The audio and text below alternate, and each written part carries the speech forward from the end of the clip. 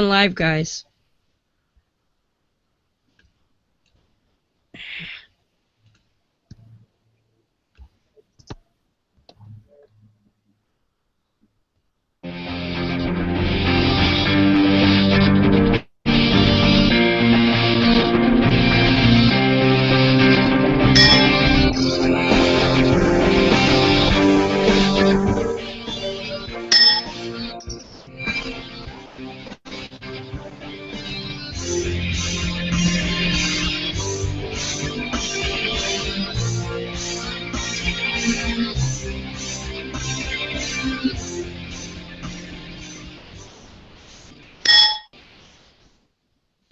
And welcome back to another week at Beyond the Trailer Park. I do apologize for the late start. We've been having some major technical issues right now. So, unfortunately, Beth is kind of in and out, and a guest of the show is having trouble hearing us. So we're going to make the best of it. So for starters, I'd like to say welcome to Robert, and I'm sorry I muted you, Robert. If you could unmute yourself and say hello, Robert Baty. Hello. Hi this is there. Robert. Excellent. And my apologies, Pluto. I just muted you for a moment because you can't hear me, but we can hear you. But so, yay Murphy and live television. Beth should hopefully be back shortly. There was a bit of a storm rolling through Pennsylvania, wherever she is, and it was playing havoc with her Wi-Fi. I can't hear you. And Miss Ashley was also having equipment issues. So she hopefully will get here, but if anybody's on Miss Ashley's Wi-Fi page, you will know that Miss Peta, the kitty, was trying to help Bobby C fix the Wi-Fi. Hasn't happened yet. So it's all right. Show must go on. Our friend Dee is in Pensacola this evening. Last we heard she was planning to join us, but she has not made it here yet. So hopefully she'll be along shortly. And friend of the show, Dave Foda, will be here in approximately 20 minutes. So it won't be this lonely, we promise. And poor Robert, he doesn't want to have to carry the show, so it's all right. We'll get you some help there, Robert. Okay. But to start off, those of you who might be watching from Canada will know that this is a holiday today in Canada. My American friends may not know this, but it is a holiday in Canada today. And that is in remembrance of Queen Victoria's birthday. So Queen Victoria was, of course, a British monarch, but we are part of the Commonwealth. So the Queen of England is still our head of state in Canada. Of course, we have Elizabeth II now, but in the, Victorian era, which was named after Queen Victoria, which was the early 1800s when it started, was the reign of Queen Victoria. And so I have a little bit of a slideshow here to show you guys, because many of you may know I'm a history nerd and I can't get enough history. So most of you will think of Queen Victoria as this kind of stodgy old lady, or even this. Now, is that not the best example of a dog resembling its owner, or what? So that's what everybody kind of thinks of Queen Victoria, the stodgy old lady who's always frowning, and the whole "we are not amused" thing. And anyway, sorry, I lost my train of thought because people are trying to talk to me. But yeah, we think of her as a stodgy old lady who's never amused and frowns all the time and like hides in her palace and that kind of thing. Well, let me tell you, Queen Victoria was a little bit more than that. So Queen Victoria was only 18 years old when she became Queen of England in 1837. That's because she wasn't actually meant to be queen originally. Her uncle was King of England, and although there were several male heirs, her mother was the only one who actually had children. So that's why she became queen after her uncle died. There were no more heirs. She was it. So at 18 years old, she became Queen of England. And here we see her wedding photo where she married, yes, her first cousin, Prince Albert Saxe-Coburg-Gotha, who was mostly German. So the British royal family actually was German originally. So that's Queen Victoria and Prince Albert. And you might think, oh, well, that's nice. You know, she's a little younger looking there, not the average picture you might think. And here we see them in their early married life. And she's actually not bad looking. She's got a bit of a schnoz on her, but she's pretty good looking there. Well, most people don't know about Queen Victoria. Queen Victoria loved to have sex with her husband a lot. And the funny thing is, everybody knows she has 9 children. And here we have a lovely picture of the family, 9 children. That's why she actually disliked children. She was very happy that she could pawn off all of her kids on various nannies to be raised as prince and princesses of the realm. So she actually did not like children, but she really, really liked Nookie with Albert. So that is why she became known as the grandmother of Europe, because, of course, all of her 9 children had to marry other princes and princesses. One of her grandchildren became the wife of Nicholas II, Tsar of Russia. And if you ever see a picture of King George VI and Nicholas, the Tsar of Russia, they look like twin brothers, and that's because they were, in fact, first cousins of 2 first cousins initially. So thank God for. So yeah, the royal families of Europe were chock full of Victoria's children, and that's why she was known as the grandmother of Europe.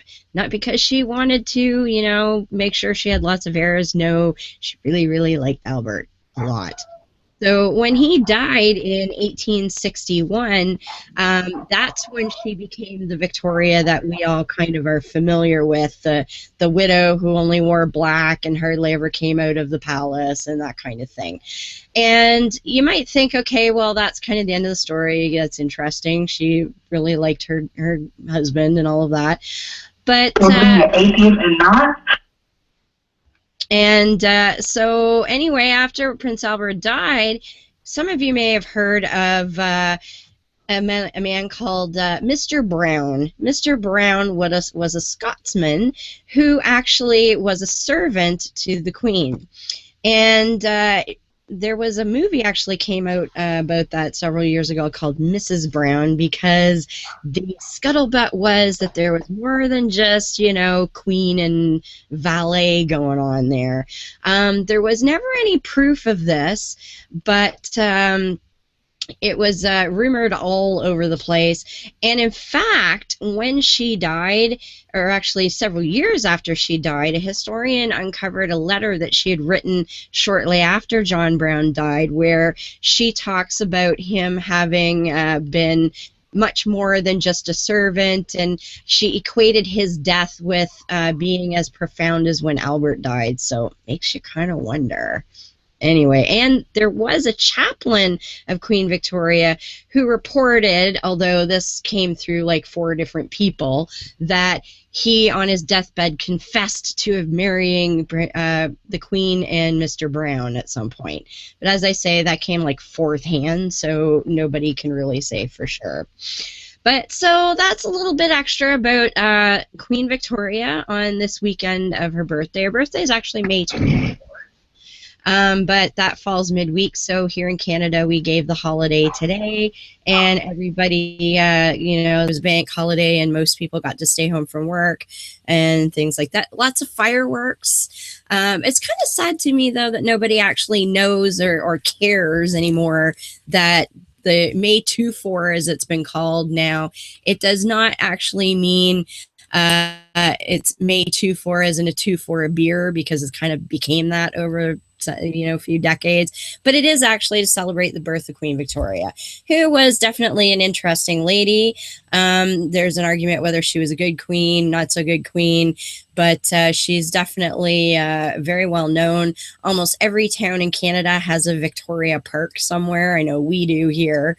So she's very prolific and well known. So that's a little tidbit of history to brighten your day for those of you who like that sort of thing. And for you Canadians that forgot that this is actually for Queen Victoria and not just for drinking and partying all weekend, there you go.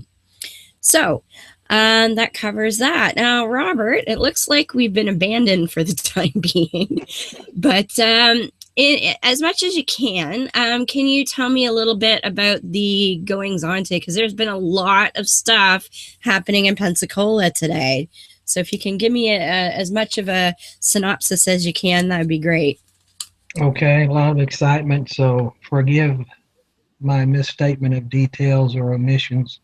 I noticed Dave Foda was messing around on his Facebook page, so I sent him a note telling him we needed his help over here. Oh, Maybe good. he'll show up early. Yes. That would be good. Just a few days ago, it was expected that this morning, Kent Hovind and his alleged co-conspirator, Paul John Hansen, would be returning to trial on some unresolved charges that were earlier mistried due to a hung jury. And last week, things started getting filed that complicated matters, motions to dismiss, motions to continue, and there was an outstanding motion from Kent for a judgment of acquittal as to his March conviction on contempt of court. Okay. And wow. So late Saturday, the judge entered an order saying that there would be no trial because the government also late, I guess it was Saturday as well, maybe late Friday, in response to all the stuff Hovind and Hansen were filing, she filed a motion to dismiss the unresolved charges. Hovind and Hansen were quibbling over the language of the indictment, and they were out of time. Normally, the government would have 14 days to respond. The court was going to let them enter oral arguments this morning on that, but the prosecution decided to move to simply dismiss those issues and without prejudice, so that they would have the option of coming back later and refiling charges, perhaps dumbing them down to where even Hovind and Hansen could understand them and there wouldn't be any quibbling about their propriety under the law, at least to get them charged. Right. So what we were looking for this morning instead of a trial was for the court to rule on the motions and the outstanding judgment of acquittal that Hovind wanted. So they had the proceedings this morning, and to make a long story short, there were some surprises in that the court granted the government's motion to dismiss the unresolved charges without prejudice. Good. And emphasized the fact that, from what was reported, that had she ruled on the Hovind Hansen motions, quibbling over the language of the indictment, she would have denied those motions. But those were moot since the government trumps everybody basically by saying, Right. we don't want to take this case to trial. Right. But then the judge turned around and, at least to the surprise of some, granted Hovind's motion for a judgment of acquittal. Wow. So he will not be getting sentenced June 12th as was scheduled from all indications. Wow. Hansen, however, still has his outstanding conviction on contempt, and so he's on the hook to be sentenced June 12th. Right.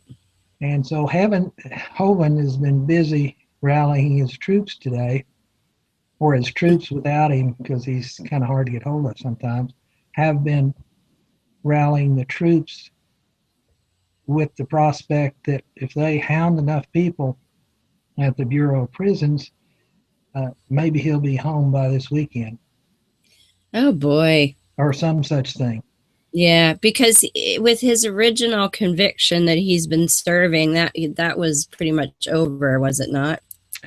Well, there's some confusion about that. I'm not sure what all the details are from a legal standpoint or a administrative standpoint. They always have been claiming from the Hovind side that he was set up to be released in February. However, I don't think that was ever official, and Hovind has been complaining that he never got the official paperwork for some reason that would have released him in February. Otherwise, his official release date, if you check the Bureau of Prisons website, is, I think, August 10th of this year, which is only a couple of months away. Yeah. Or 3 months away. So the Hovindicators are now pressing the bureaucrats to figure out a way to release Hovind as soon as possible. I don't know that that's possible. Yeah. And So, the Bureau of Prisons might legitimately have no basis for releasing him at this time. right. So does that mean now that the original conviction is just done, or is that something that they could retry as well? Well, I just posted some notes on my Facebook page about the judgment of acquittal. There was a trial in March. The jury convicted him. And so I'm thinking that maybe the judgment of acquittal issued by the judge today may be subject to appeal. They may not want to appeal, but it may be subject to appeal, and that possibly could slow things down.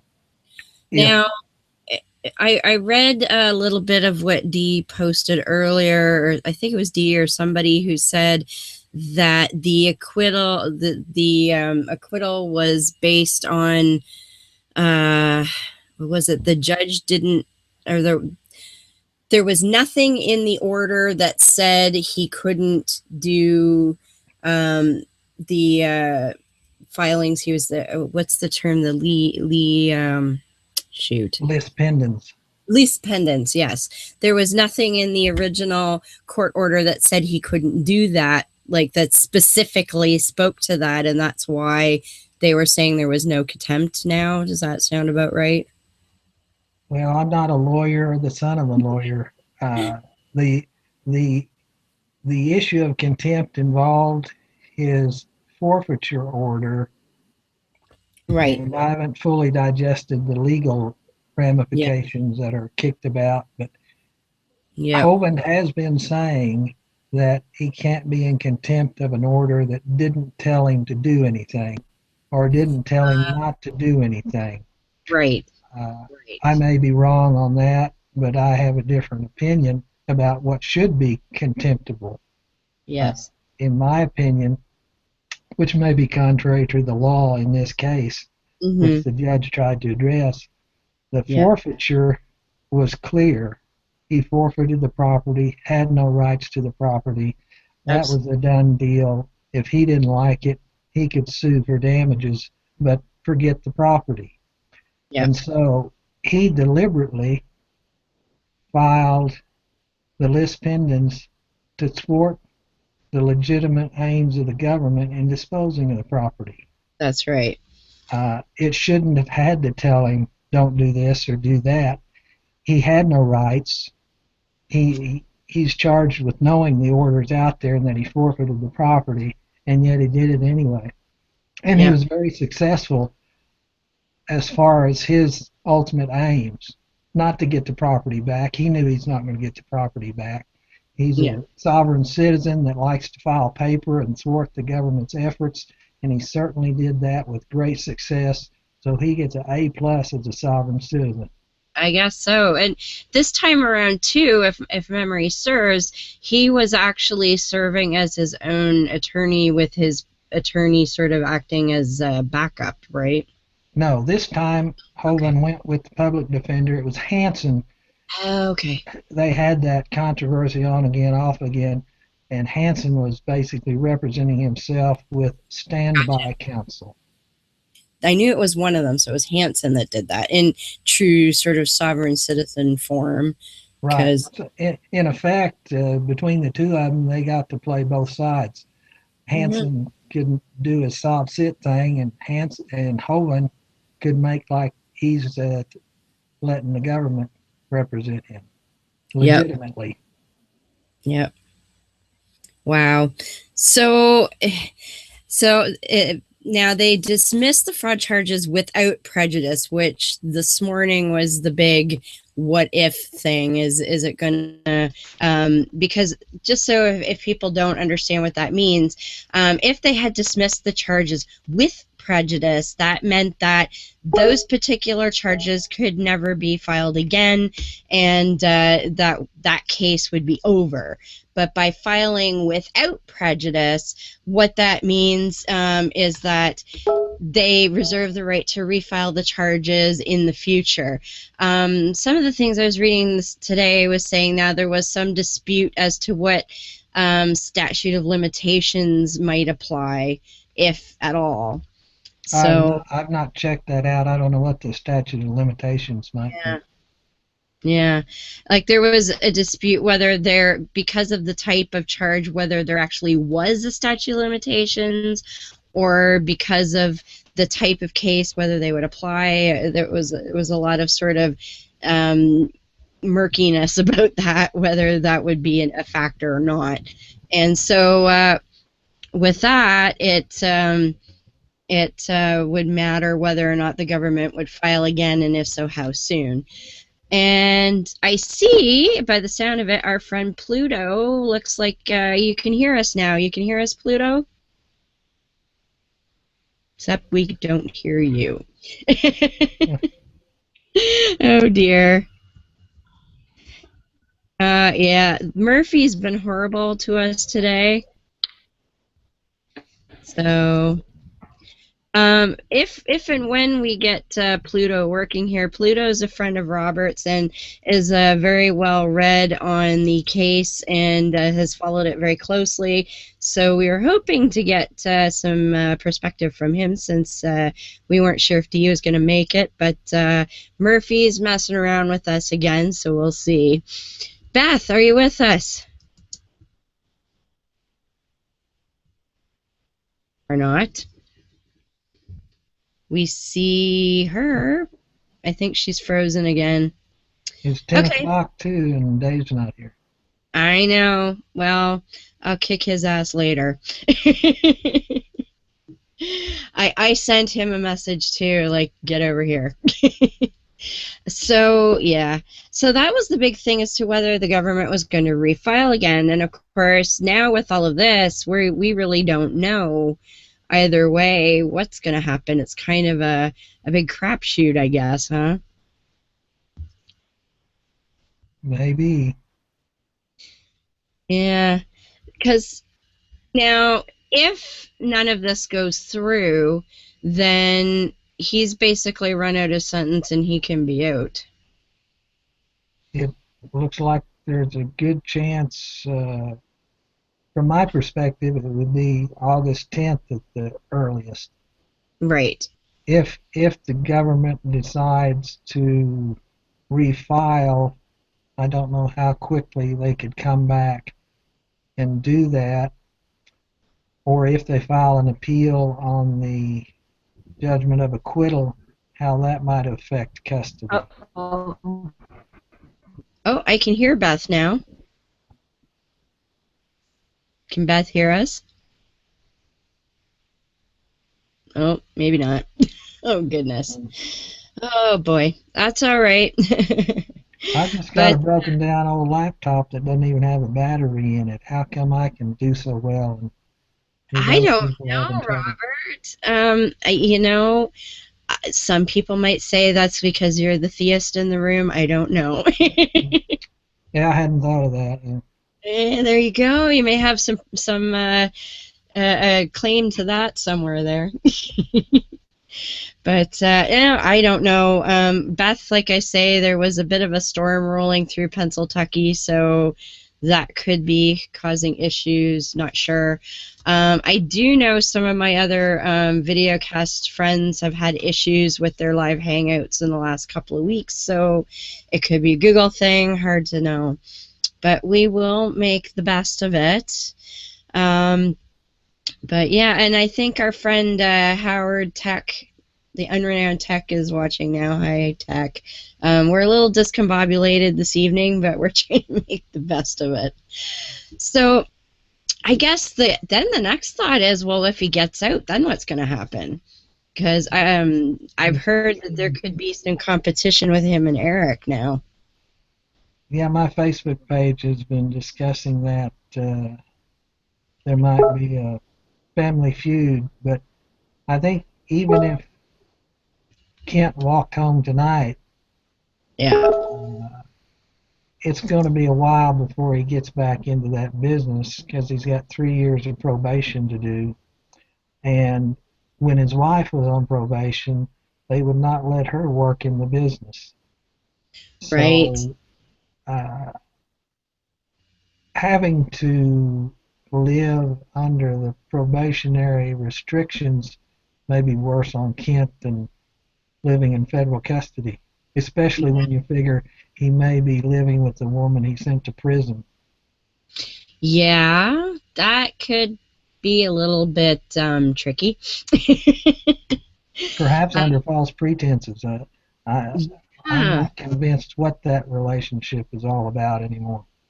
yeah, yeah. Because I mean, they seem sort of like I've heard a couple of the recorded prison calls, and they seem sort of um like they're not yelling at each other, but there's definitely a tension there, which I can't blame her for that, really. Well, if you research those in the tax protest movement, and I think we might have discussed this at some point in our last program, the dynamic between the primarily sovereign citizen husband and the less enthusiastic wives is interesting. Nothing new about the Hovind case in that regard, except his little woman maybe standing by her man or giving the appearance of a Hmm. little more than a lot of others that turned and walked away.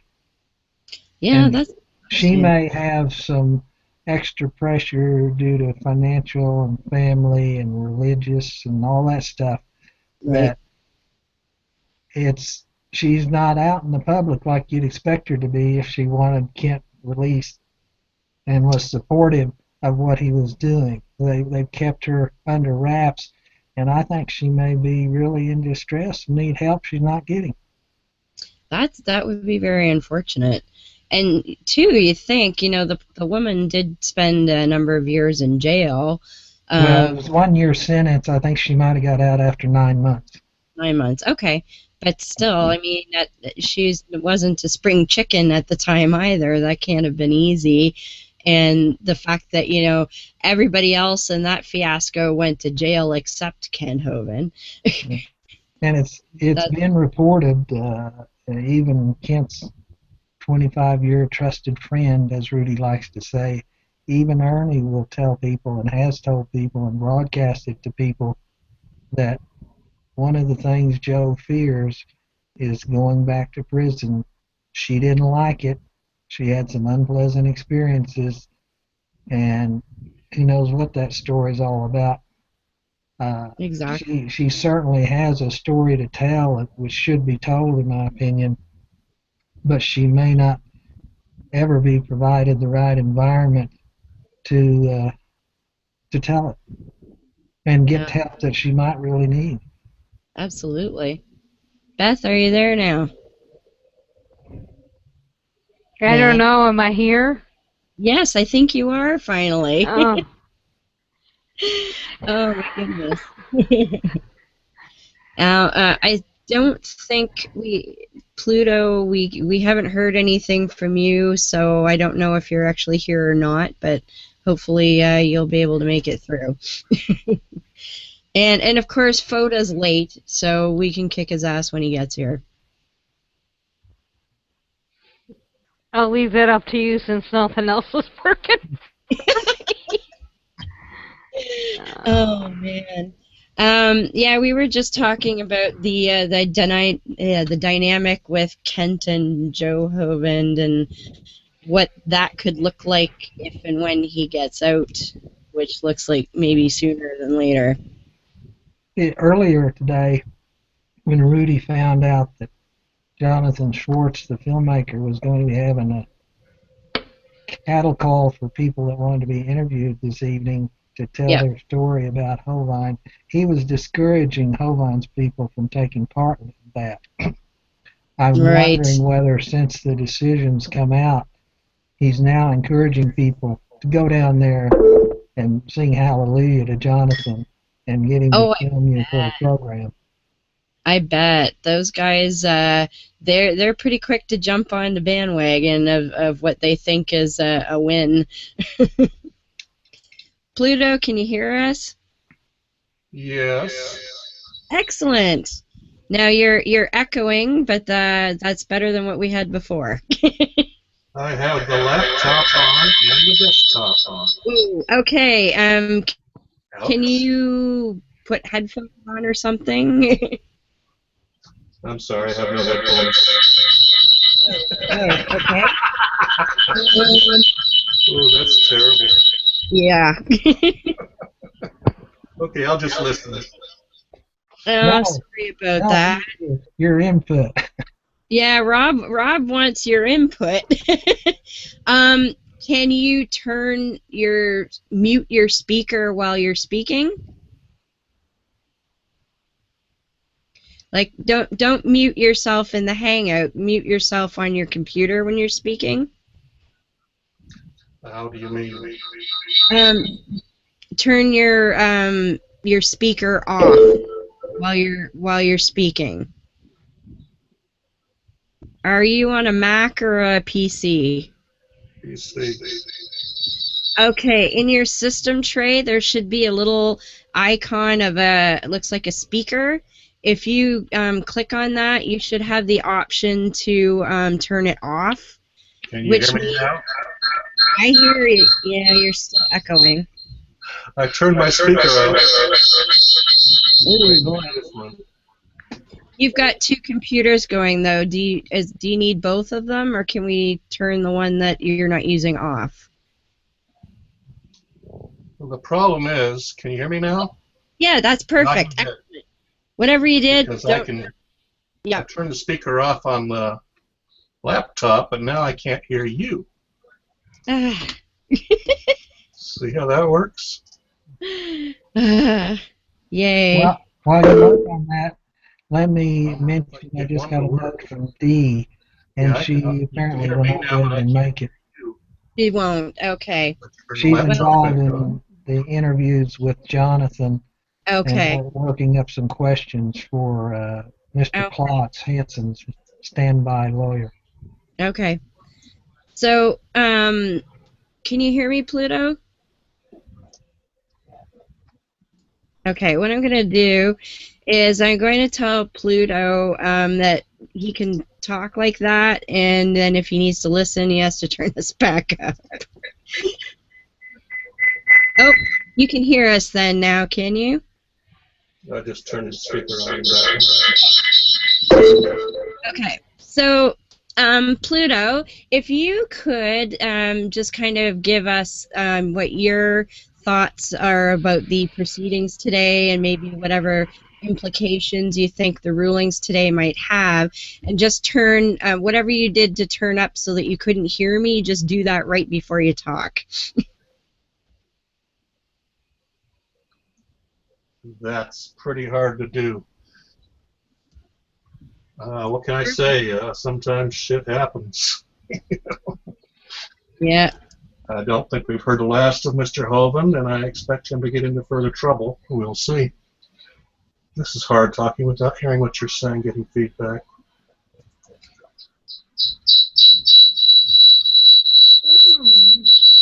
Yikes. Oh boy. So can you hear me, Pluto? Yes. Okay, excellent. That wasn't too bad. Let's try it wherever it is right now. So, you've been following this a long time. Was this like really unexpected for the acquittal, do you think? I was surprised. Yeah. Yeah. And what I had said previously, it was something to the effect that there was nothing in the the directive that Hovind was accused of being in contempt of that specifically told him not to do the lependus. Does that sound about right? Yep. Okay. Okay, good. I actually have some clue what I'm talking about. Yay! So, but it's weird because the judge sort of said earlier that if I was going to rule on these other motions, I would have ruled against you, and then suddenly she's turning around, oh, well, no, acquittal for everybody. Do you think there was anything more to that, or just that she kind of read through and decided that she... I'm clueless at this point. More Yeah. will be revealed. Yeah.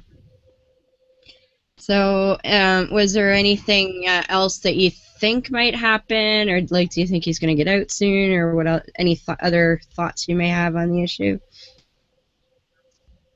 I can't imagine him being out tonight beyond that.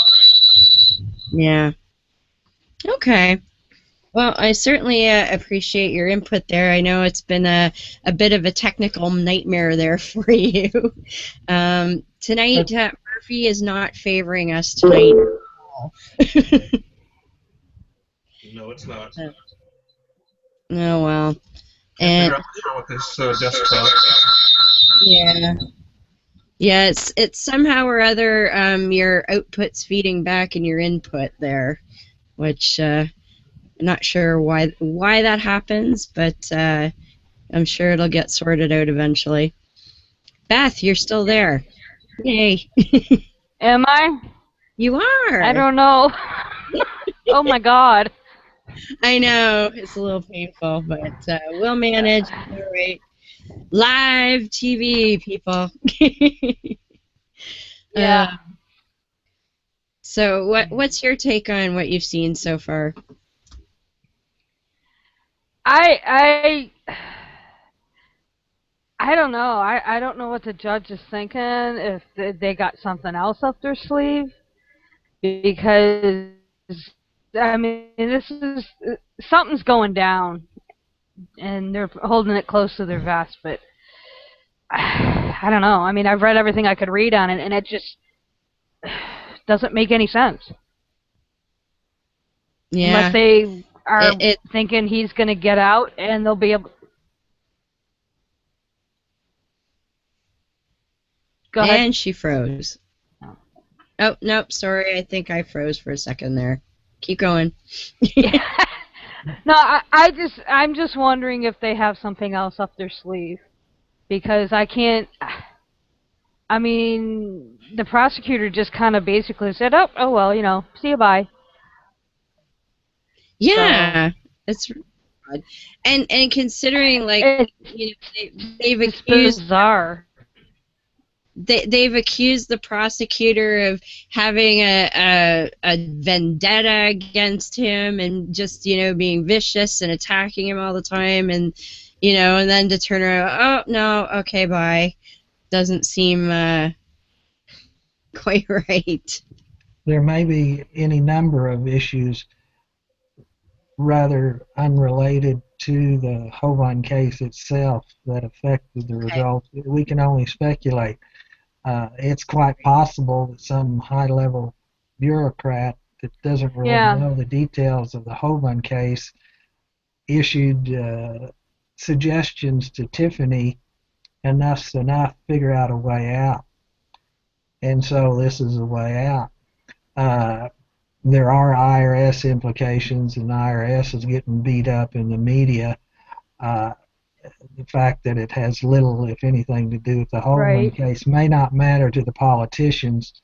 This just may be another case that, it has been over 8 years he's been in the pokey, and maybe it's time to cut and run, and the government's not spending as much money on this stuff anymore, and tough times for everybody, unfortunately, and Hovind may be cashing in on that.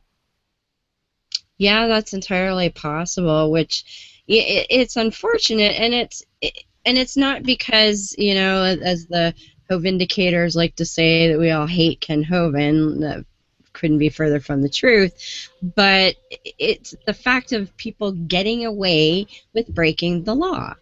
And when you do it in a manner that the entire nation sees that you're getting away with breaking the law, then that's going to encourage other people to do things and expect that they're going to get away with it too. And I think that's where the danger with letting this kind of thing slide comes.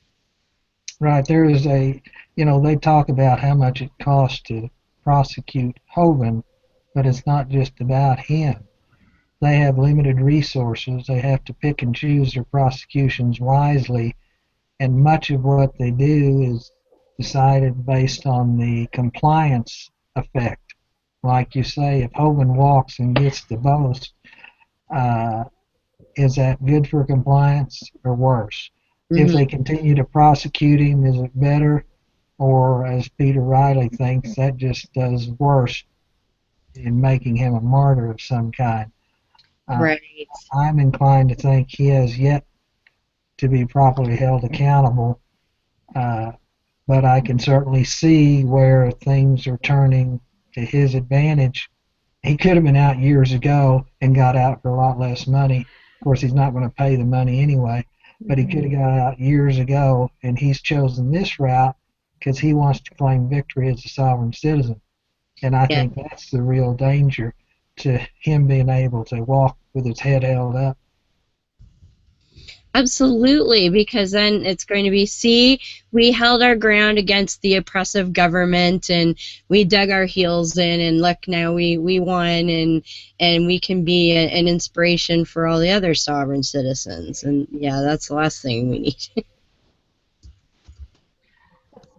Well, that's one thing I was thinking too, Rob, is do you think maybe they're hoping if he does get out shortly that he's going to really screw up, and then they could really nail his ass to the wall and maybe shut down Sovereign Citizen altogether?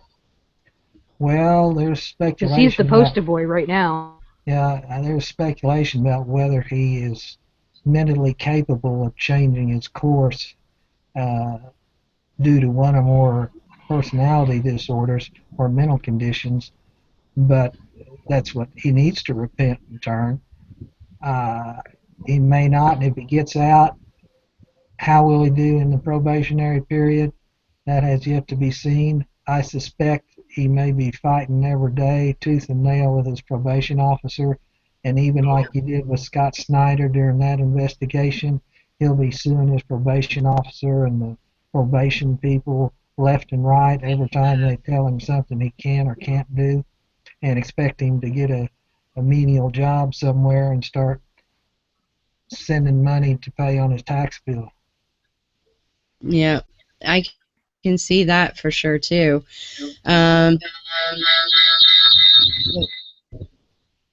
Wow. And of course, one of the other things he's wanting to do is to get reparations. So if he does get out, he'll probably start filing all sorts of paperwork claiming the government owes him millions. And he Yep. still has his 2006 conviction that he would probably want to try and keep hammering to get overturned. If nothing Oh, else, he succeeds as a paper terrorist, perhaps for the rest of his life. yeah, and he's in some of the interviews I've heard, he's basically said there was a bunch of phone conversations that you posted a week or so ago, and they were from way back during his original trial, and he was basically saying, well, if they are going to prosecute me on this, then I'm going to fight them for the rest of my life and they'll never get rid of me. I was like, oh, well, he's working on it. And then he turns around the next day and says, I just want to go home. I just want to go back to preaching about dinosaurs. I know. I think he just flat out lies, and he's perfected his act over the years. I'm impressed by him. Yeah. I mean, he certainly, once he gets something in his mind, he seems to stick with it. I can give him that much. Can you hear me now? I can hear you.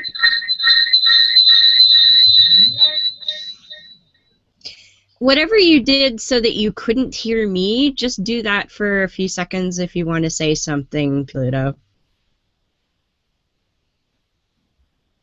No, I'm still troubleshooting. Okay. Not a problem. Foda should be here shortly. He got tied up with some stuff, so as I say, Murphy's really at it tonight, but that's okay. While we're waiting, what's that? Sorry, Robert? As another disclaimer, I might also say I have no idea who Pluto Dog is. I've just seen him posting comments sympathetic to my own views, and he does pretty good in his written comments. Too bad we can't hear directly from him better tonight. Yeah, that's all right. But, you know, at least people, if they're curious, they can check out some of your postings for his comments and see what he has to say in the written word that way, too. That's helpful. He's posted on Peter Riley's Forbes articles and yes. Peter Riley's personal blogs as well. Yep. I don't see him so much on my Facebook page, but I see him in these other places, and we appear to have a lot in common. Excellent, excellent. Well, as I say, if it was working, we'd love another voice, but you know, he said he's still troubleshooting, so hopefully we'll get that to work. But yeah, Foda should be here in a minute, but I think in the meantime, while we're waiting, you had posted a link to, I guess Kent Hovind does a little sort of weekly sermon kind of speech from jail every week that Rudy records, and you posted the one from May 10th, and it was he was speaking directly to the quote Hovind haters, and it was his take on why he thinks people hate him. And so what I did, it was a 15-minute speech, and I went through and pared it down. I did actually, there's a lot of scripture involved in it, which I pared out, mainly just for time constraints, and it sort of, it points to why he's saying what he's saying in a way, but it wasn't necessarily germane to what I wanted to highlight. We can post a link to the original video in the show notes later if you want to hear it with all the scripture and personal anecdotes left in, but for brevity's sake, I decided to just include the parts where he was telling the quote Hovind haters why they hate him and what his theory on that is. So I'm going to go ahead and play that, and hopefully that's about 6.5 minutes, and by the time that's done, hopefully Dave will be here. So go ahead and play that.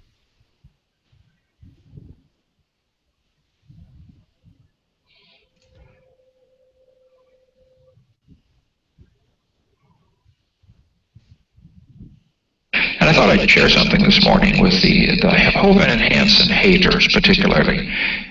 Rudy's been telling me, and others have been telling me about the viral stuff on the internet, and of course I haven't seen the internet in 8.5 years, but telling me about the things people are saying and writing, and I've thought about that.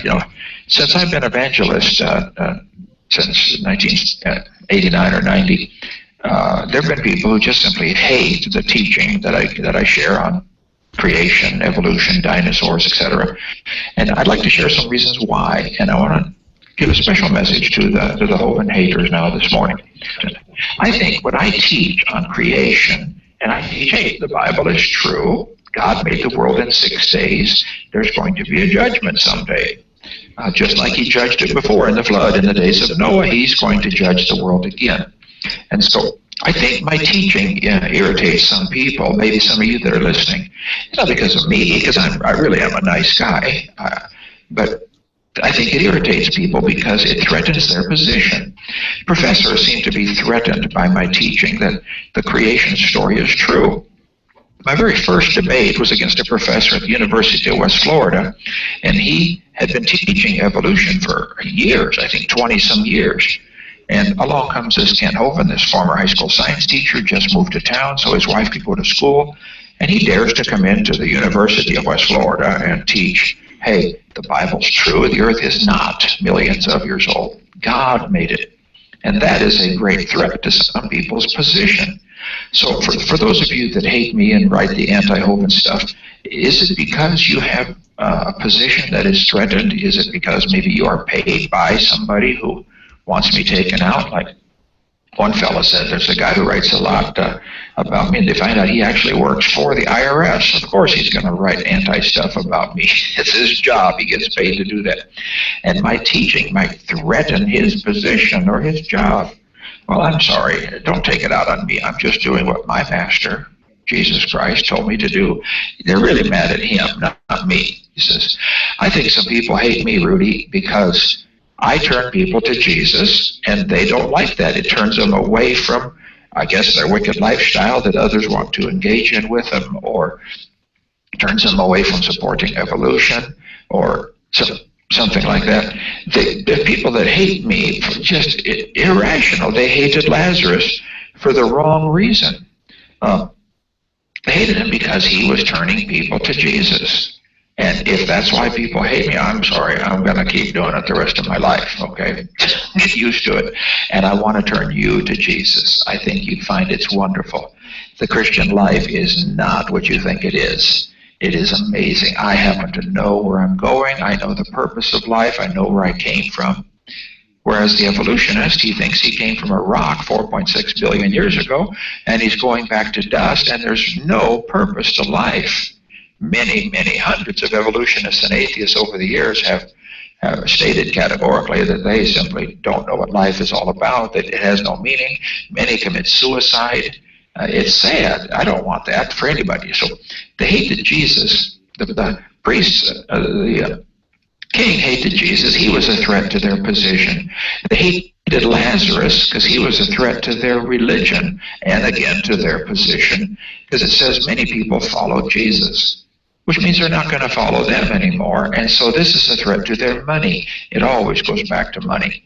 1 Timothy chapter 6, verse 10 says, the love of money is the root of all evil. And there may be some of you that have a position in a university or a museum or someplace that teaches evolution, and my teaching is a threat to your pocketbook, you think. I can assure you, I don't want your money. I want to see you saved. I want your soul. But no, I don't want your money. I want you to serve God with your life. I have no threat to your money, but they thought Lazarus was a threat to them. Some people hate what I teach and hate Jesus because it removes the cloak for their sin.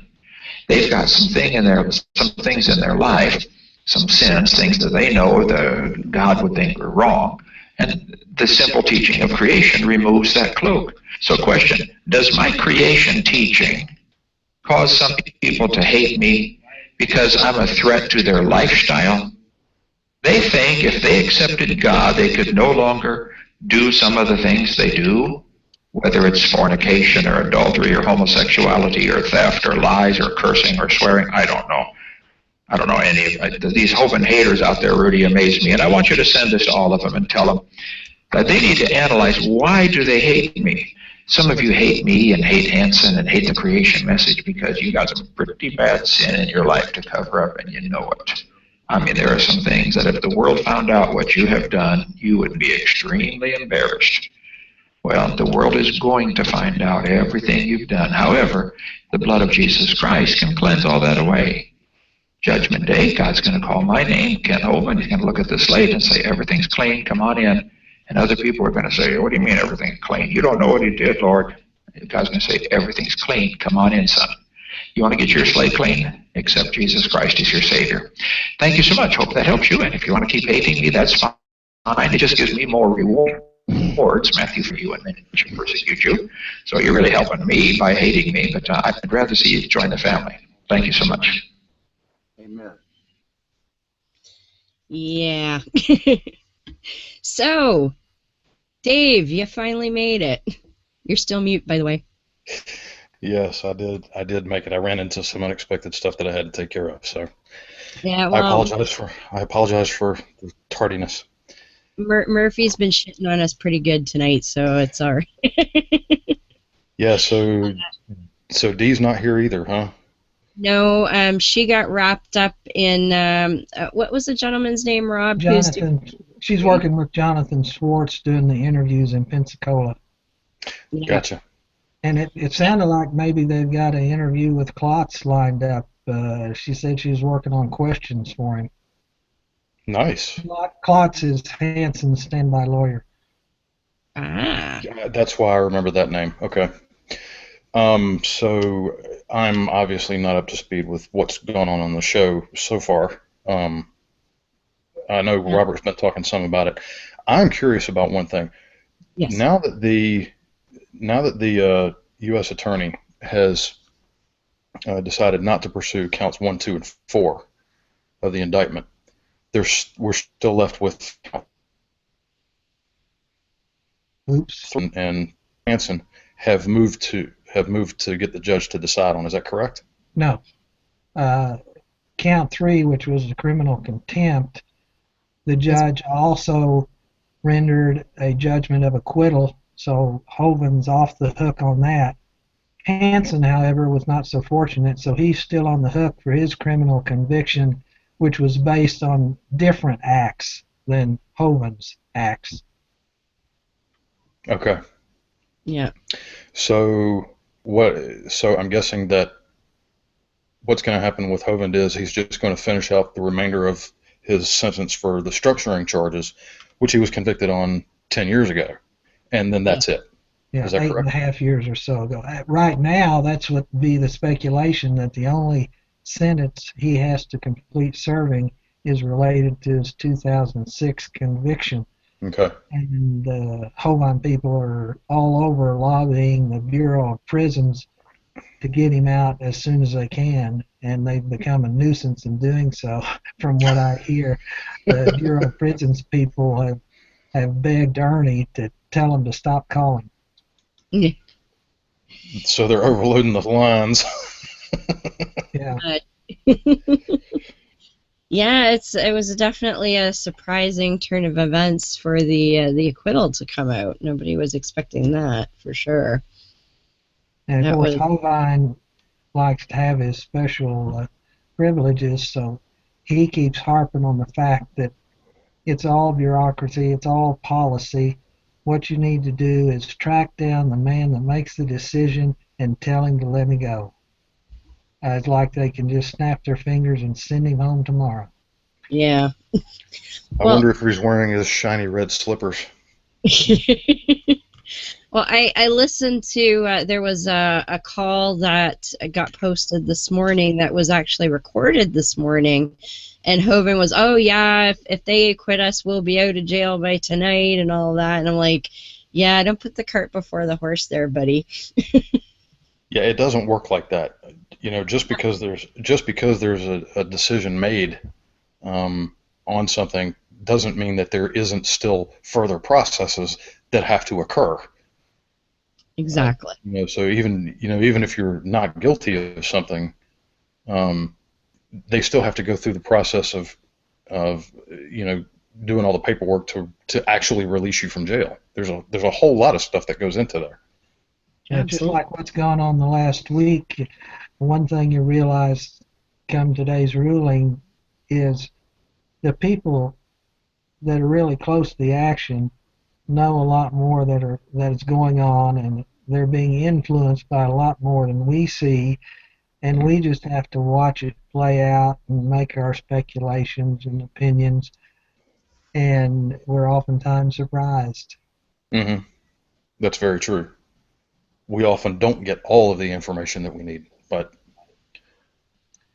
yes, Robert was saying that there could have been some bureaucratic maneuvering behind the scenes that would never come up in the legal proceedings that we would never know about. Like, hey, we spent too much on this, cut it, get out, whatever. Yeah, because there comes a point where you wind up spending more money than you're recovering. Yes. Yes. Now, in that clip you were just playing of his phone call, Robert, was he talking about you there? You think so? One of the irritating little techniques that they have are a couple of them. One is they seem quite paranoid and they want to be anonymous, operate in secret, and make all sorts of claims. And the other is they like to talk about other people and not tell you who they're talking about. So they may have made any number of references that might have been aimed at me, or maybe they're talking about somebody else. I think it's a sign of their dishonesty that they don't name names, lest the innocent be thought to be guilty, if for no other reason. It's kind of like, well, if you think I'm talking about you, maybe you need to think about what you're doing, kind of deal. Well, I know they have directly talked about me enough times that I know what's going on a little bit with that. And Rudy has even mentioned more than once that he hates to mention me by name.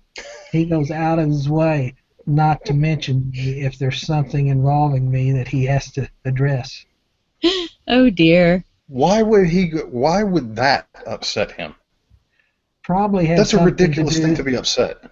It probably has something to do with our meeting, Rudy's and mine, on the DeBondi show. You remember that? You had mentioned that to me, but I never did take a listen to that. I'm going to have to try to get that link. It was quite a shouting match, and I don't think Rudy ever got over it. Or Bedandi. Bedandi never asked me back to talk about these things either. And now, forgive my ignorance, who's Bedandi? Bedandi is one of Alex Jones' associates, and he's tried to make a name for himself and has done some good in that regard, or has had some success. I don't know if it's any good. One of which Dee likes to point out that he was the one that put on the spectacle in Boston after the bombing up there, alleging it was a false flag operation. Oh, yeah, lovely. Really? Yeah. I didn't know that about him. Yep. He's got videos and everything out on that. Mm. So does he still think that? I think so. I don't know. Kind of hard to, now that they've sentenced somebody to death for it. This was long ago when it first happened, I think, that he caused that furor. He's very much an Alex Jones conspiracy kind of guy. Yeah. Wow. Well, it seems to me that a lot of the people, particularly those in the creationist camp, the young Earth creation camp, not the old Earth creation camp, but the young Earth creation camp, and are. It seems like that side of the aisle is chock full of conspiracy theorists anyway. And I think there's a pretty good parallel between the two, because what conspiracy theorists do is they take a few pieces of information and then try to build an entire narrative around it. Yes. That's the same thing that young Earth creationists do. They take a few pieces of information and they try to build an entire narrative around it, and it's just flat wrong. There seems to be some mental consistency in how a lot of those issues seem to go together and connect to the same people. Mm-hmm. Take people with more skill than I to fully analyze that, but it is a curious phenomenon. And going back to the tape you played of Kent, one of the things he harps on, and his people harp on, is it's all about Kent's religion. Yeah. And that's a very successful diversion for him, and they want to talk about anything except Kent's 30-year history of tax evasion and deal with his criminal career, which is long. He got called to account on a few matters, but he's been doing this for 30 years or more. Absolutely. And what struck me too is there's a whole lot of it's everybody else's fault. It's everybody else who's doing something to me. I'm Mr. Innocent Pastor Man that everybody just hates for no apparent reason, and woe is me. Like, come on, buddy. Yes, it's a very ingrained persecution complex. Yes, very much. Hovind has also done a masterful job of so many times setting up the scene so that he can put the responsibility on somebody else. I think it's deliberate and contrived and it doesn't work, but he thinks it's worked and his people think it works. In his trial in 2006, he hired some tax cheat lawyers to get the representation he wanted, and then he tries to fool people into thinking the reason he didn't testify then is because his lawyer told him not to. So he's got an excuse why he lost that case. Of course. Then he hired these 3 tax cheat accounting people. That lawyer didn't put him on the stand because he would have convicted himself. Yeah, it just helped strengthen the conviction, in my opinion. And then he did the same thing with those tax opinion letters. He went all over the country looking for 3 he could hire to tell him what he wanted to hear, and then he goes around telling people, I just took their advice. They said I was just fine. Yeah. Wow. It's bad if you have a situation where you are being persecuted. It's another thing to create your own persecution. Well, I think that's where he does a great disservice, like on so many social issues. Hovind, in claiming some affinity with all these people that really have problems, he minimizes or diminishes their real problems as if he was one of them. He's not one of them. He's just a common soft citizen tax cheating preacher. Yep. Yeah, like you said, he's always like, oh, I just want to go and preach about dinosaurs again. But as I said, back in 2006, he's like, if they're going to proceed with this, I'm going to, flood them with paper till the end of time kind of thing. Yeah, he thinks it's a real important principle that I didn't pick this fight, but now that they came to me, I got to fight them off, as long as it takes. Well, in fact, he did pick this fight after 30 years of criminal activity, or 25, whatever it is. That's how you pick a fight with the feds, is to be a tax cheat for 20 years or more. Mm-hmm. Oh, Pluto's joined us again. Hello, Pluto. Yeah. Can you hear us, Pluto? Or not? Pluto's microphone is muted. Yeah. Well, Dave, Pluto's somebody who's commented on a number of Robert's threads and basically has a lot of agreement with Robert, so we thought maybe he could flesh things out a little bit, but Murphy's been shitting on everything technical tonight, so we Yeah, Murphy really likes Kent Hovind. He doesn't want anybody talking bad about him. So that's what this all is. apparently. Yes, I can hear you, Pluto. Wow. And there's no screeching feedback. Yay! Okay, Pluto gets the rest of the show. No, I don't. You guys have been doing a good job. There's Well, thank you. What's that? I don't know that Robert and I agree on everything other than basically the law involved. I think I'm a little more atheist than he is. But Okay, yes. But I think this guy has it coming because of what he's done, not because of what God says or does. So. Yeah, absolutely. The rest of that stuff is just a total cop-out. Like, oh, well, you just hate me because I talk about Jesus, and you all, I love the bit where, oh, you all must have some horrible sin in your life that you don't want Jesus to uncover, so sending me to jail is gonna fix that. I'm like, really? Oh. Yeah. Like, you know, what's that, Robert? Maybe it's worth pointing out in light of Pluto's comment that in covering and following the Hovind case, I find myself in the company of a lot of people that, apart from the Hovind issues, we are miles apart. Yeah, and that's the kind of topic that will do that. But you know, you're one of the most likable theists we know, so there you have that. Thank you. You're welcome. Well, I've been known to comment that Robert is abrasive at times, but I like keeping him around too. he and I have some pretty good discussions. So. Yeah, Kent and Rudy will probably have me classified as your useful idiot tomorrow. Oh, yeah, there you go. And you're not the right kind of theist either, of course, right? Because Yeah, you know, I think they would. Kent and I Rudy think many of them would probably get into.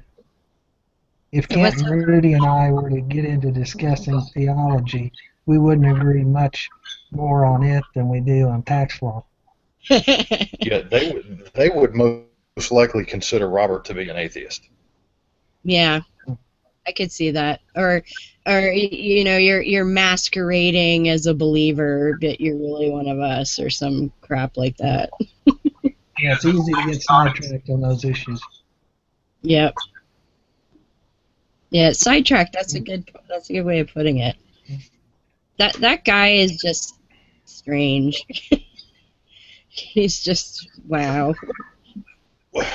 Let me ask this question: what does Kent A. Hovind do? He's a cameraman for Eric. Okay, so he works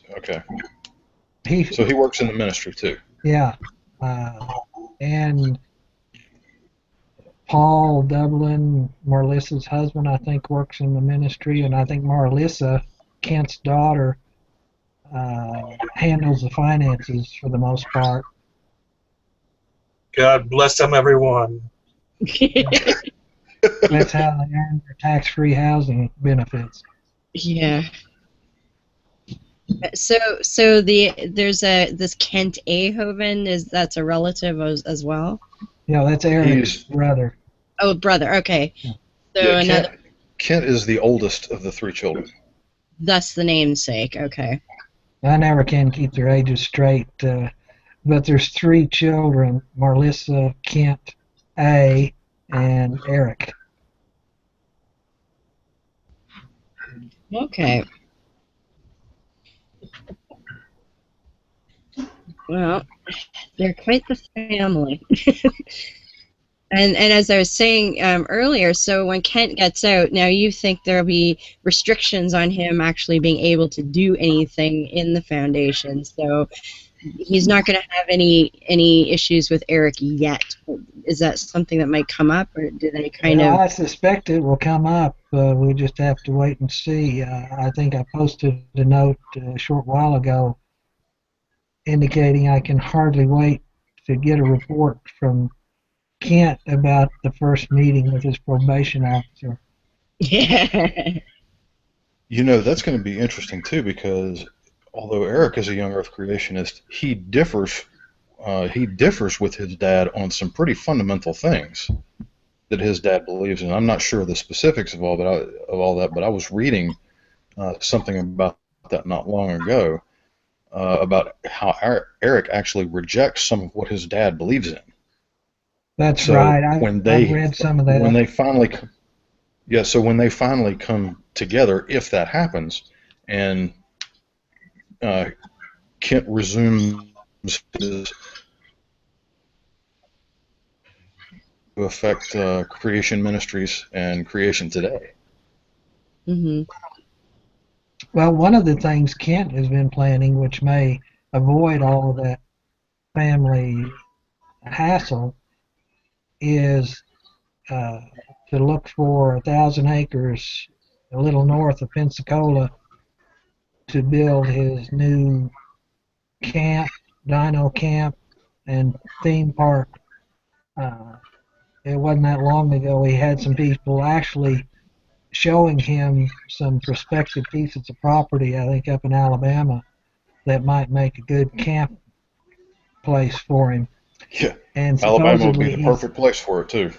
supposedly he's got these millionaire backers that are ready to go forward with it, and they're going to expect him to get in compliance tax-wise, but of course they'll have everything manipulated to where nothing's in his name and he doesn't get paid anything, Of course. if it ever comes off at all.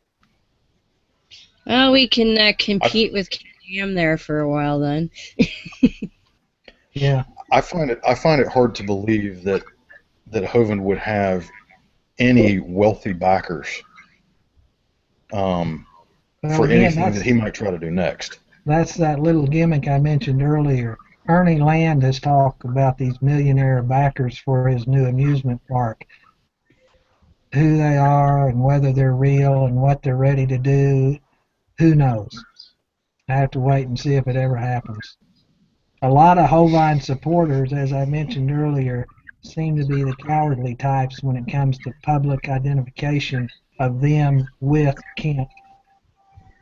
So they'll make a lot of noise online, or they'll speak anonymously, but they're not going to jump up and say, "Oh yeah, here I am, and I'm supporting you with my money." One of the scare tactics that they've promoted throughout is that everybody's scared of the IRS, that if you speak out against the government or the IRS or along those lines, they're coming to get you. That's why Scott Snyder was sitting at the prosecution table, because if anybody in court said anything bad about the IRS, according to Rudy, Scott Snyder is going to have their name and come after them. That's the kind of foolishness they put out, and I think some of them take it real seriously. And apart from that, I think some of them, as just a practical matter instead of a legal matter, don't want to personally be identified with the way they behave in trying to support Kent Hovind. Yep. And of course, we know they're all going to get thrown into FEMA camps, right? And poisoned with chemtrails. Rudy will go back to pushing that and geocentrism after a couple more weeks. Yep. I hear Beth. Your camera's not coming through, but that's okay. We can hear you. I shut the camera off to see if that helps any. Okay, good. That's fine. So y'all can just stare at my nose for an hour. That's fine. Half an hour. No. What's that, Pluto? Did you have something to say? It's a nice nose. Ah, it is. It is. Yeah, we didn't really get to introduce. This is Beth, my co-host, who's over in Pennsylvania. And Dave here is a friend of the show down in Charlotte, North Carolina. So, and I don't I'm, even say that. I know you don't.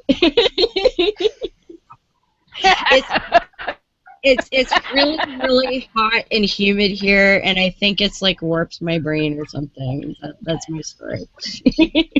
And Pluto, I'm up in Canada, which is really odd that it's really hot and humid right now because normally I'm under 6 feet of snow. Well, I'm in Oregon. We're not used to that snow stuff. Ah, okay.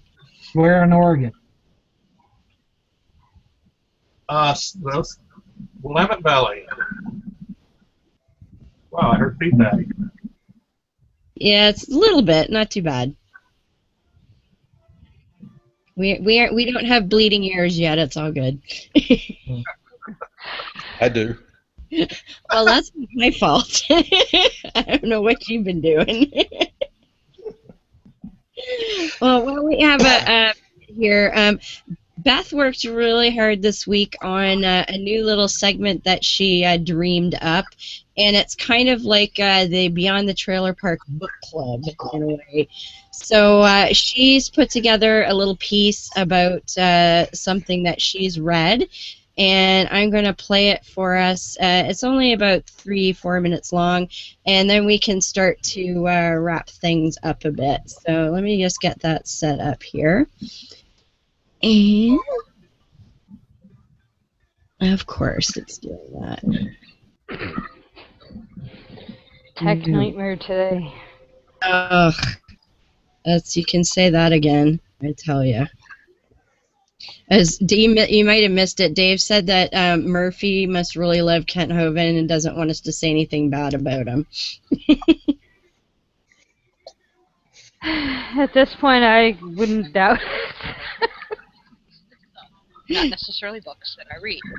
We all know that Thomas Paine, in the Age of Reason, spoke the Revelation, an identical book.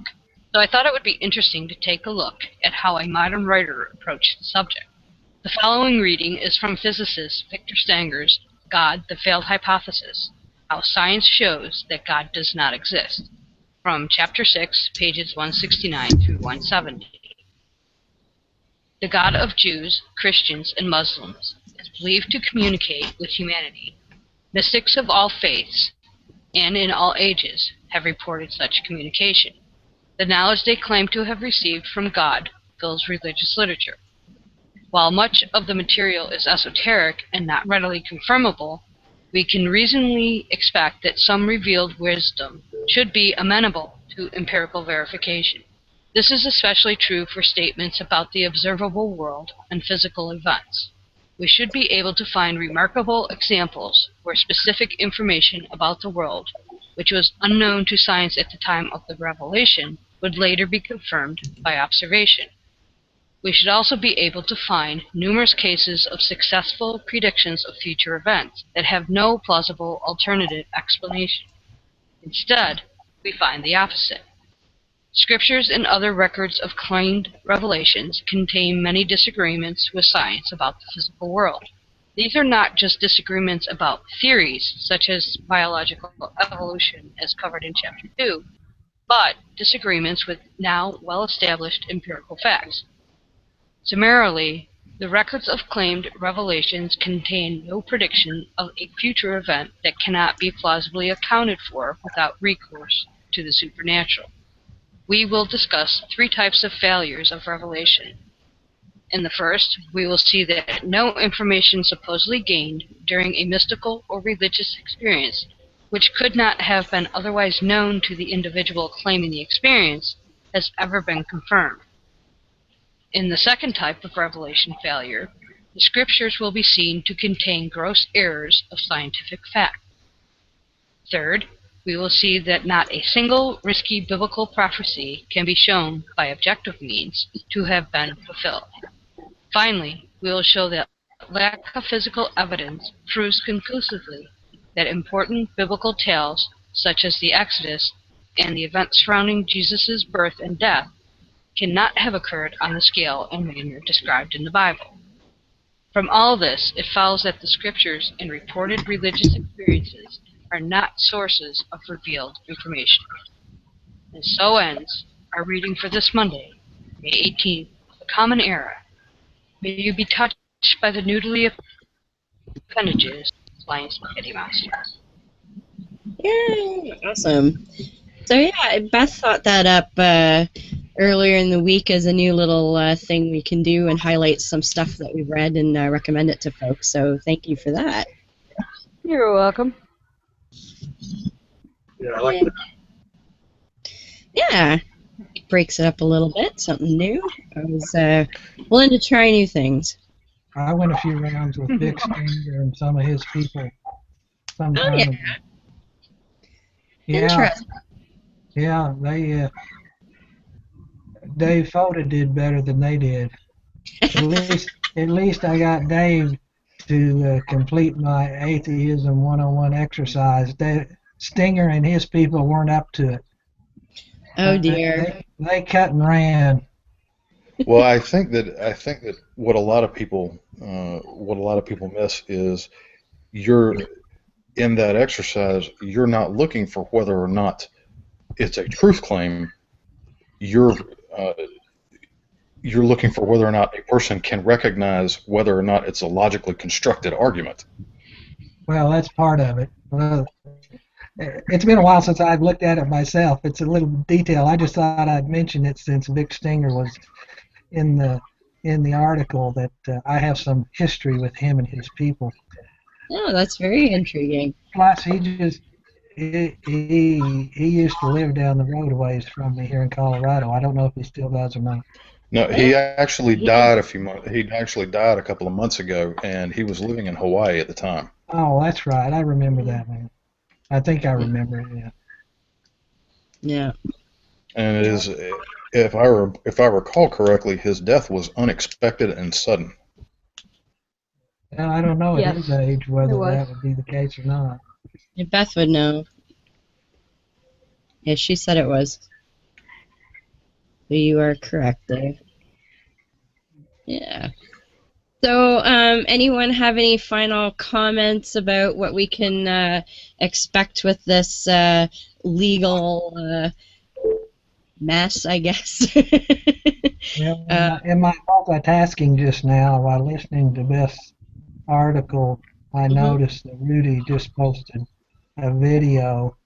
There's a new conspiracy now about how that IRS guy and a bunch of atheists, about the same time as the rulings came down from the court, they all started attacking his website. Oh, really? I don't think that's us. Well, again, he didn't name names. I don't know if he's talking about me or not. I've been here. Exactly. Well, but Well, now wait a minute, Robert. You did just say that you were multitasking. yes. And you're hanging out with a bunch of I knew I'd slip up and give myself away. well. Robert? Yeah. He just asked, what are you going to do with your life now, Beatty? I suppose you're going to be working on Rudy's website forever, aren't you? Yeah. I saw that from her and was wondering whether to reply or just let it lay there.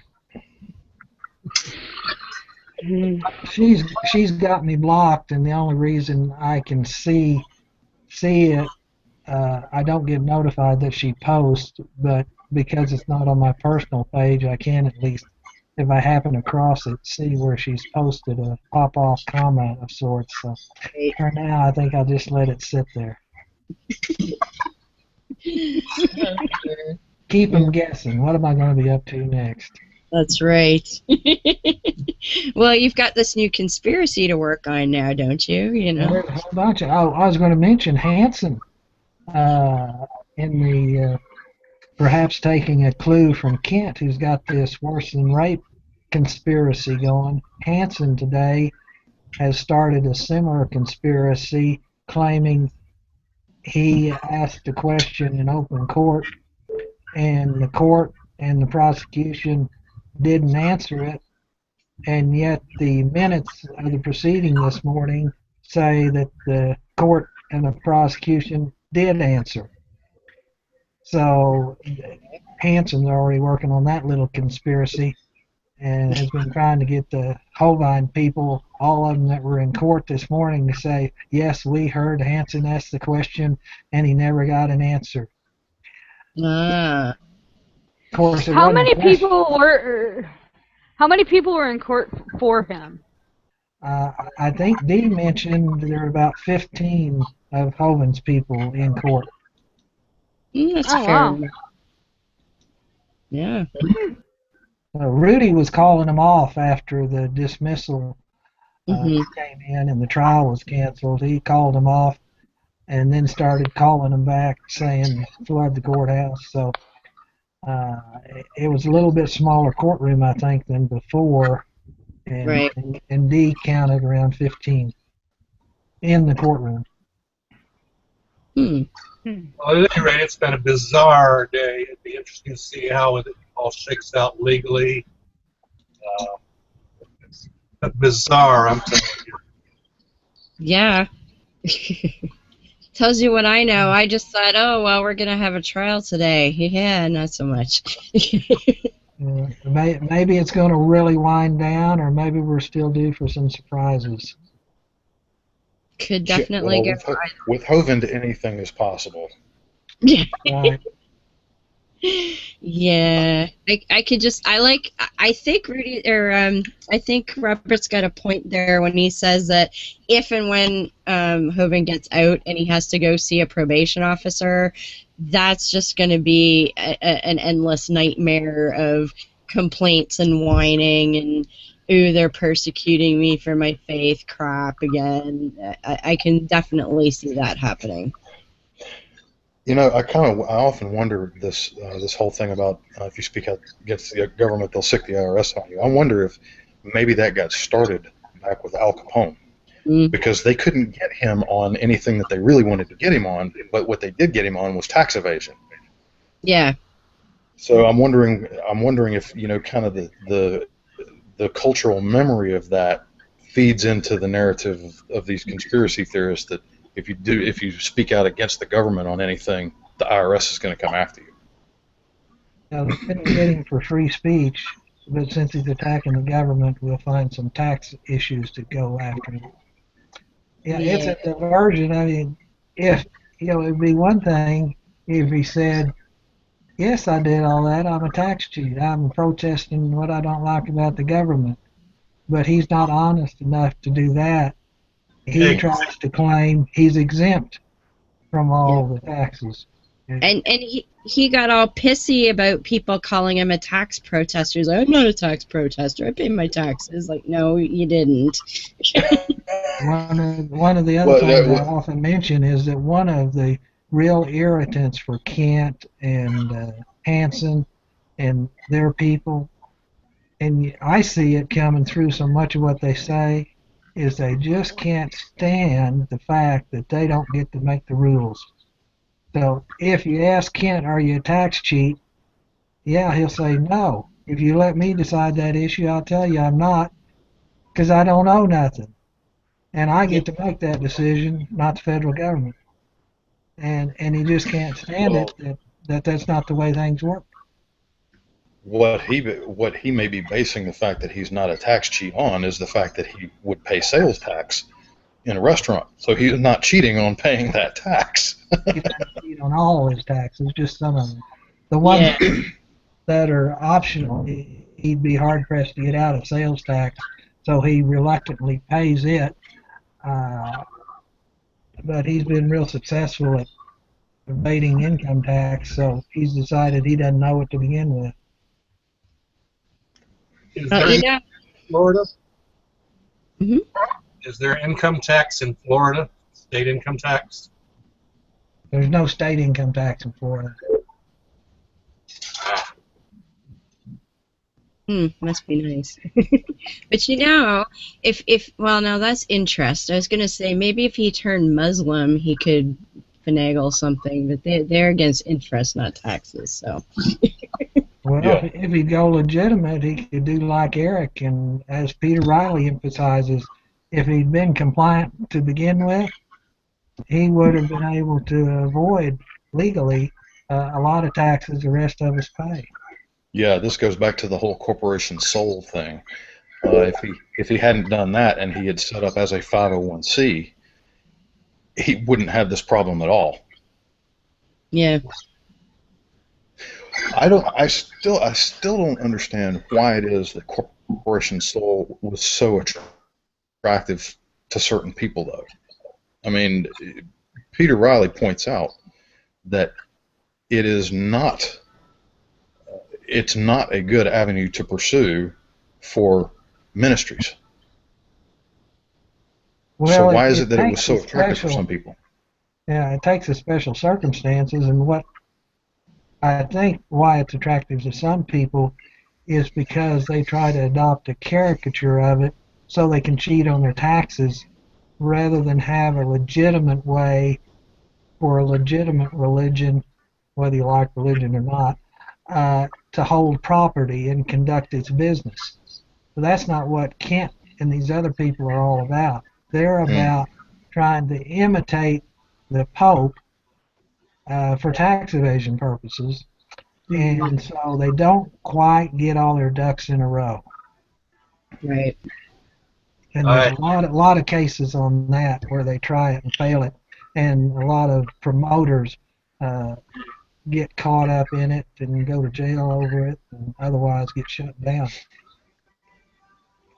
I haven't a clue why these people think they don't have to pay taxes for the country they live in. Just because That's another thing too. Hovind is so big on Jesus and everything else. Well, Jesus did say, "Render to Caesar what is Caesar's." Technically speaking, Hovind is violating what Jesus told him to do. He has a different theological interpretation of those passages, which again is one of the reasons I don't try to get diverted into arguing theology with him when it's all about his tax sheet and history. Yes. And if he wants to interpret the Bible to say he doesn't have to pay taxes, that's fine. He ought to own up to it instead of trying to argue he doesn't think the law applies to him, or he doesn't think he has income, or he doesn't think he owns anything. He's just lying about that and trying to use a theological interpretation as part of his cover. Yeah. Right. There's one thing that I want to point out here, and this is a discussion that Robert and I had in the past, probably 9-10 months ago or something. There's this big, well, I'm not going to say there's a big push because it hasn't risen to that level yet, but there's a lot of talk, particularly in the secular community, about pressuring lawmakers to begin taxing religious organizations. And Robert pointed out to me why that was a bad idea, and I agree with him. I don't think that it's a good idea to tax churches or anything like that. I think we need to be taxing money-making operations. But as far as churches themselves go, I don't think that it is reasonable or responsible to do that, even when some of these preachers engage in Pulpit Freedom Sunday, which is where they talk to their parishioners about political issues and candidates to vote for and everything else.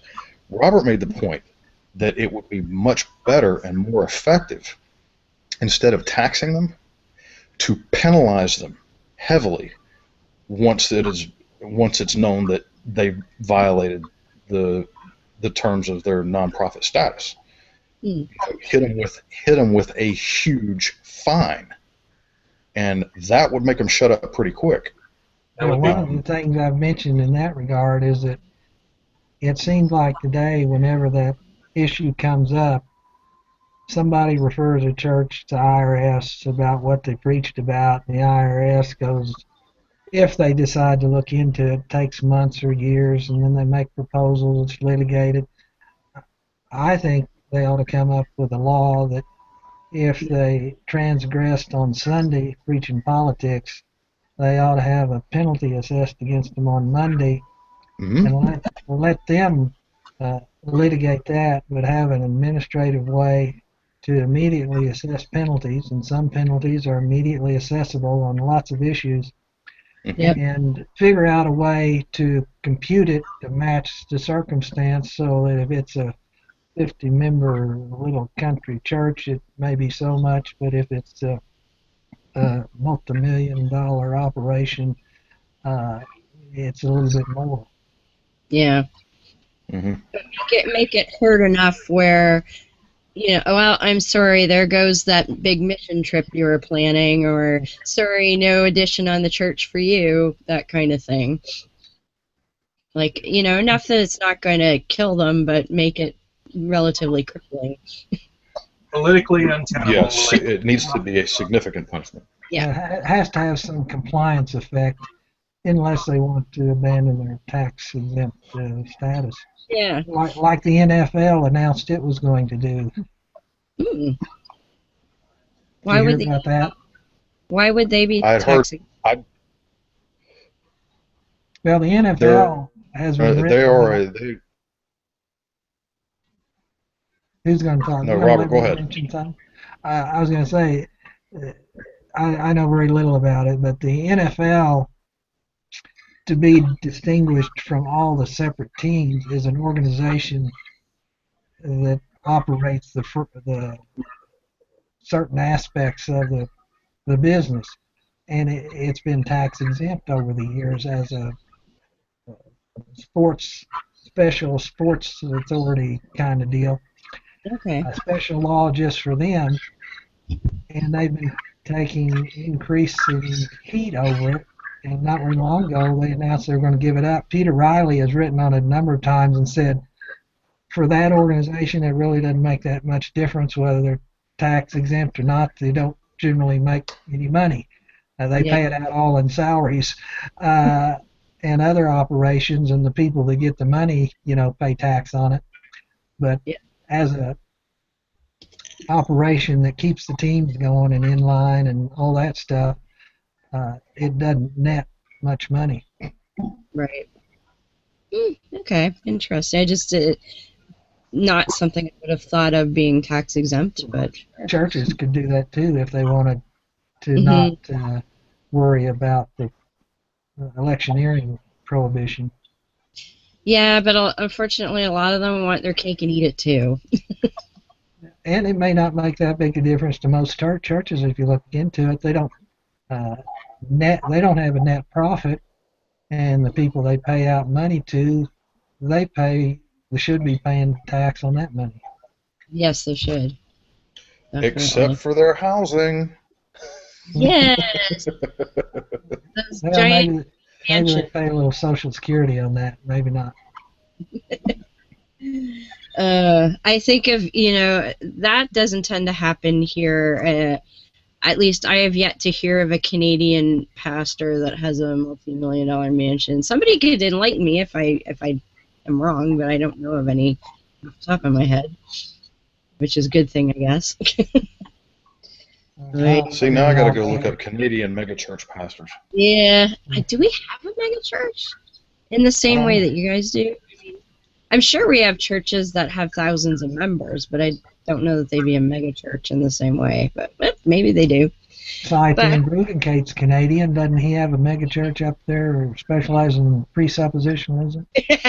Well, his megachurch exists in his head. Yes. We were talking about it at the brunch yesterday. I was at an atheist brunch in Toronto yesterday, and some of the actual Toronto residents didn't know that they got to share real estate with Cy, and they were none too happy to find that out. So, Deborah, I know of at least one megachurch that is in Toronto. It happens to be a branch of a megachurch that is headquartered here in Matthews, North Carolina. Okay. It is Evolution Church, which Robert knows well. Elevation. I'm sorry, Elevation Church. Yes, that's right. Oh, yeah, I've heard of them. Yeah, they have a branch of their church that is in, I believe it's in Mississauga, just outside Toronto. But I am looking at a listing right now of mega churches of Crossroads Church, Sherwood Park Alliance, Beulah Alliance Church, Center Street Church with a congregation of 7,000. Yeesh. Springs Church has a congregation of 7,500. I'm seeing. Are these all in Toronto area? No, it lists them in Alberta, British Columbia, Manitoba, and Ontario. Okay. And it looks like there's right about 24 Okay. total. Well, that's about right, I guess, considering our density. Kind of scary that there is that many, though. Well, it's getting to be about that time, gentlemen, so I'll just go through everybody here. And Pluto, do you have a blog or anything that you want to talk about or send people to, or any parting words? Oh, sure. I encourage everybody to visit the Fogbow. Okay. And where's that? www.thefogbow.com.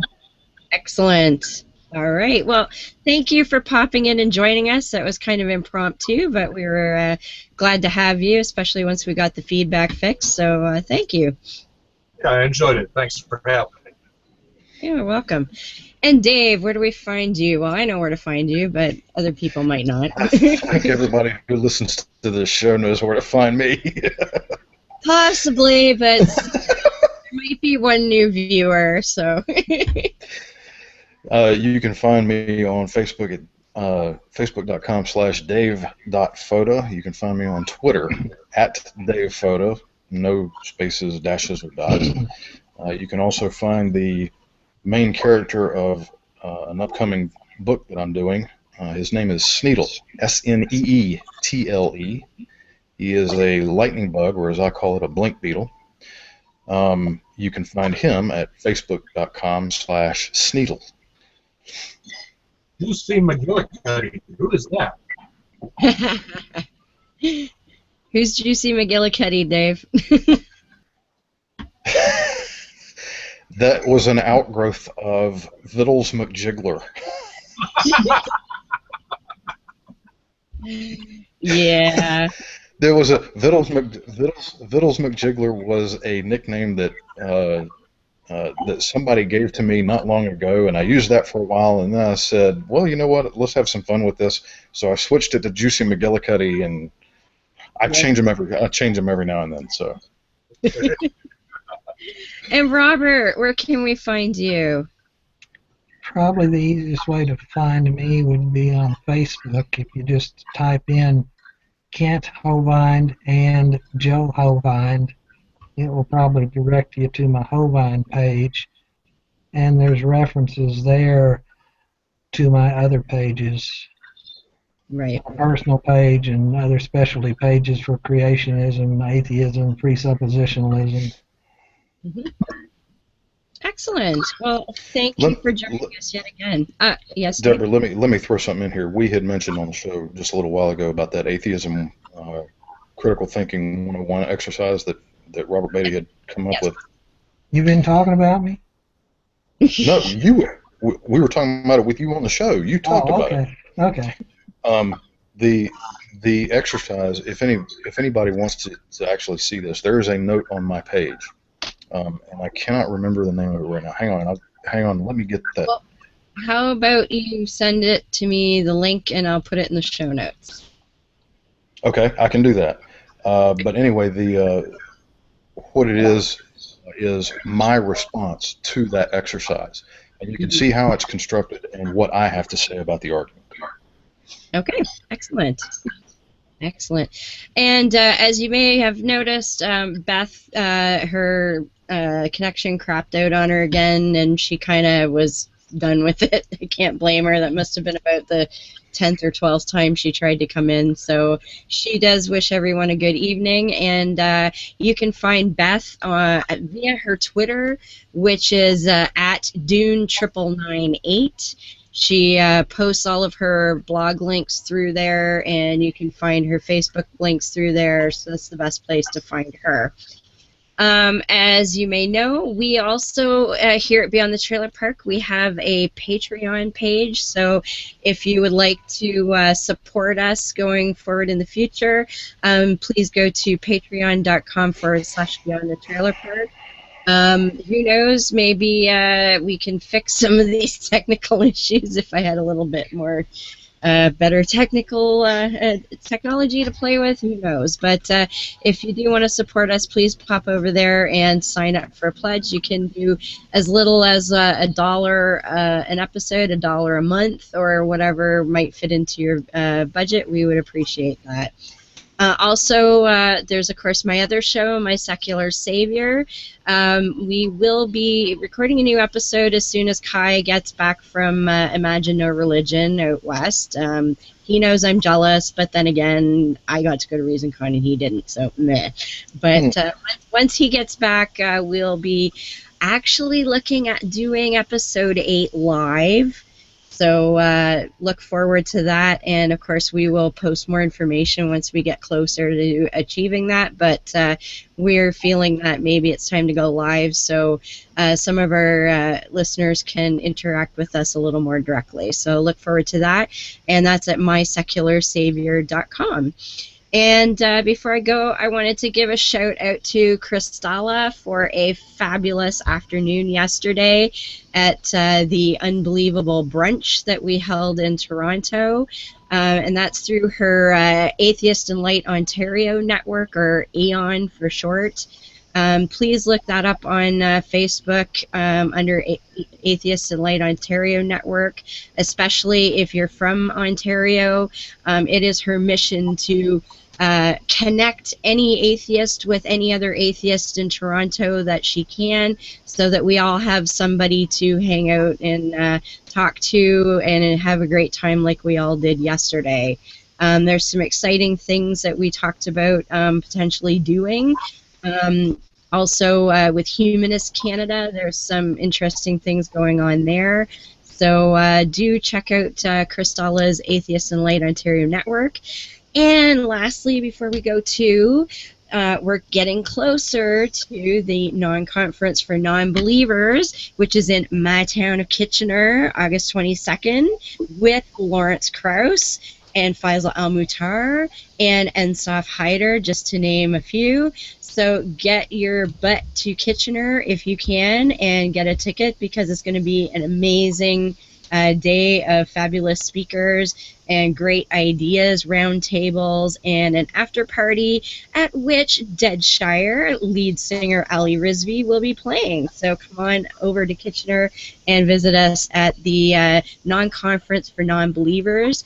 And you can find that on Facebook or at the nonconference.ca. So with that, anybody have any other parting words, or are we all good, gentlemen? I think we're good. Okay. All right then, as normally do, I'm going to close out the show with Mr. Foda and his Humanist Creed, once my computer decides to cooperate with me. There we go. And good night, and we will see everyone next week. And next week, we are meeting some new Canadian friends from a podcast called the River City Rationalists. We will have 3 members of that podcast join us and talk about some other Canadian podcasters, because I don't want people to think I'm the only one. There's lots of us, and we need to meet more of them. So we'll see you next week when we talk to the River City Rationalists. Everyone, have a good night. Good night. I know the truth and power of reason and of rational thinking, and I will use them to my advantage. I know the truth and power of educating myself and of expanding my intellectual boundaries. I will educate myself. I know the truth and power of vanquishing ignorance, and I will do so whenever the opportunity presents itself. I know the truth and power of morality without supervision, and of true and accurate righteousness. I know the truth and power of obliterating tyranny, be it intellectual, emotional, or philosophical, and will work toward that goal whenever and however possible. I know the truth and power of human ingenuity. I know the truth and power of human compassion, and I will be mindful of the welfare of others. I know the truth and power of equality and fairness for all living things. I know the truth and power of the importance of our families, our friends, and our fellow men and women. I know the truth and power of human stewardship of our lands, our waters, and our skies, and I will try to act to preserve our environment. I know the truth and power of the sciences of mathematics, physics, and of chemistry, and of the important role of these disciplines in understanding the workings of this cosmos. I know the truth and power of the rejection of all notions or beliefs that reside in the supernatural or the superstitious, and of those notions or beliefs that we are not supposed to be able to explain. And I know that these rejections are necessary for humankind's survival. I am a human being with a free mind, liberated from irrational influence and from unreasonable dogma.